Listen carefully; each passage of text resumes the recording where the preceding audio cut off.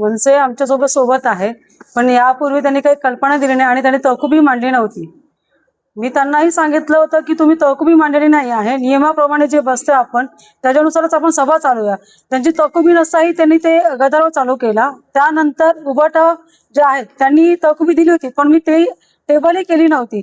आणि जो नियम सांगतो की सभा चालू होऊ द्या, त्यानंतर तुमची तहकुबी आणि त्याच्यावरती चर्चा होऊ द्या, त्यांनी चर्चा न करता डायरेक्टली उठले आणि विरोध करायला लागले की ही सभा तहकूब करा. पण तरी पण मी 10 मिनिटासाठी तहकूब केलेली होती आणि तहकूब 10 मिनिटासाठी करून आम्ही जेव्हा विषयपत्रिका चालू केली तरी त्यांचा तिथं गदारोळ चालूच होता. नाही, असं होणार नाही. ते आता आमच्या सत्तेत आहे, आम्ही सत्ताधारी आहोत, तर आम्ही भाजप हे आमच्या सोबतच आहे आणि आज आम्ही ते एकत्रच आहोत. जे कामकाज चाललंय त्यांचं फक्त एवढंच होतं की जिथे आज दिल्लीला जे चालू आहे त्यासाठी फक्त त्यांचा विरोध होता, बाकी त्यांच्या कुठलाही असा विरोध नाही. आम्ही एकत्रच आहोत आणि एकत्रच काम करत आहोत. आता घोषणा देणं हे त्यांनी केलेलं आहे, त्याच्यासाठी आपण त्यांना थांबवलं होतं की तुम्ही घोषणा चालू ठेवताय पण बस झालं, आता तुम्ही बंद करा. पण आता त्या घोषणांसाठी त्यांना विरोध आपण किती करू शकतो ते ऐकायला तयार नव्हते. मी त्यांना प्रत्येक वेळेस वारंवार सांगितलेलं होतं की तुम्ही ह्या घोषणा देऊ नका. तुम्ही जी माझ्याकडून तहकुबी मागितली होती, मी तुम्हाला ते 10 मिनिटासाठी तहकूब केलेले होते, तरी त्यांच्या त्या घोषणा चालूच होत्या.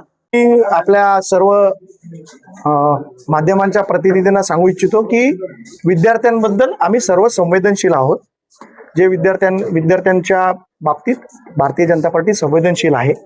परंतु आज ज्या पद्धतीने मनसे आणि उबाटाने जे या गदारोळ या सभागृहामध्ये केला, ही आंदोलन करण्याची जागा नाही. आपली भूमिका आपल्याला मांडायची होती तर आपण योग्य प्लॅटफॉर्मवरती मांडली पाहिजे.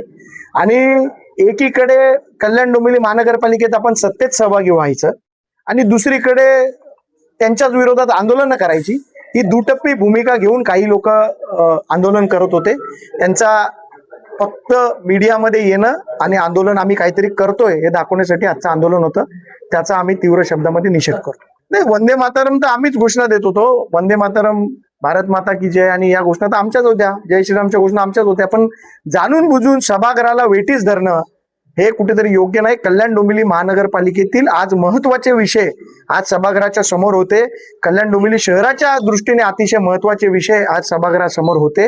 आम्ही पहिलेच सांगितलं की विद्यार्थ्यांबद्दल आम्ही संवेदनशील आहोत, परंतु चुकीच्या पद्धतीने आंदोलन करणं हे योग्य नाही. एकीकडे सत्तेत सहभागी होणं आणि दुसरीकडे आंदोलन करणं ही दुटप्पी भूमिका काही पक्षांची आम्हाला पटलेली नाही. त्यांनी जर एवढंच त्यांना वाटत असेल तर त्यांनी सत्ता सोडावी आणि सत्तेतनं बाहेर पडावं.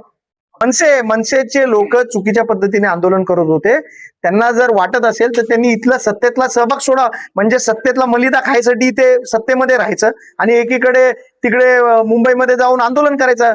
म्हणजे हे त्यांच्या नेत्यांसारखीच त्यांची देखील भूमिका दुटप्पी आहे असा आमचा आरोप आहे.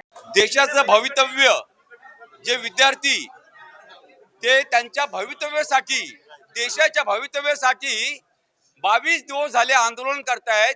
शांततेच्या मार्गाने, लोकशाहीच्या मार्गाने, संविधानाच्या मार्गाने उपोषण करतात, आंदोलन करतात. अशा विद्यार्थ्यांवर, त्यांच्या आलेल्या आई बहिणींवर आज दिल्ली पोलिसांनी लाठी हल्ला केला, अमानुषपणे लाठी हल्ला केला, त्यांचे कपडे फाडले, त्याला तुडवलं अक्षरशः. आणि म्हणून आम्ही त्याचा निषेधार्थ करण्यासाठी आम्ही आज सभागृह पूर्णपणे स्थगित करून टाकला. नाही बघा, शिवसेने बघा, जय श्रीरामच्या घोषणा आम्ही दिल्या, वंदे मातरमच्या घोषणा आम्ही दिल्या. याच्या पलीकडचा हा विषय देशाच्या भवितव्याच्या, ज्या तुम्ही देशाचे भवितव्य जे आहे त्यांच्यावर तुम्ही लाठी हल्ला करता, ते पण अमानुषपणे. देशाच्या भवितव्यासाठीच बसलेत विद्यार्थी. बघा, हा सत्तेसाठी चाललेला नाही, देशाच्या हितासाठी चाललेला हा लढाई आमचा. भारत माता की जय.